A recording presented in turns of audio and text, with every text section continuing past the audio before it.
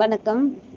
இந்த குழந்தை வந்து பார்த்தீங்கன்னா, 2 மாசம் பிரெக்னன்ட்டு. அதனால ஓனர்ஸ் வந்து இந்த குழந்தைய வேணான்ட்டாங்க. ரீசன் என்னன்னா, இவங்க வந்து பால் கறக்கறத நிப்பாட்டுவாங்க. 8 மாசம் இவங்களுக்கு சும்மா தான் சாப்பாடு போடணும்.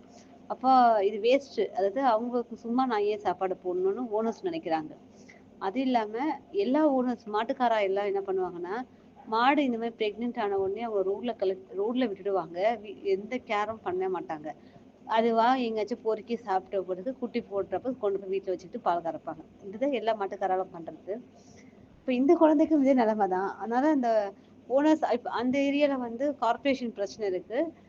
அவுத்து விட்ட மாட வந்து புடிச்சிட்டு போனாங்கன்னா ரூ. 10,000 ஃபைன். அந்த ரீசனுக்காக இந்த ஓனர்ஸ் வந்துட்டு மாடு வந்து வேண்டாம் அப்படின்ற முடிவுக்கு வந்துட்டாங்க. அப்புறம் எங்கள கேட்டாங்க. ஓகே, நாங்க எடுத்துக்கிறதுக்கு ரெடியா இருந்தோம். என்னன்னா இது மிடில் நான் ஒருத்தியால முடியாது. இது ஒரு டீம் ஒர்க். எல்லாருடைய உதவியோட இந்த மாடு எடுத்திருக்காங்க. அதுக்காக நான் அத்தனை பேருக்கும் நன்றி சொல்றேன். என்னன்னா இவங்க வந்து வயசானவங்க.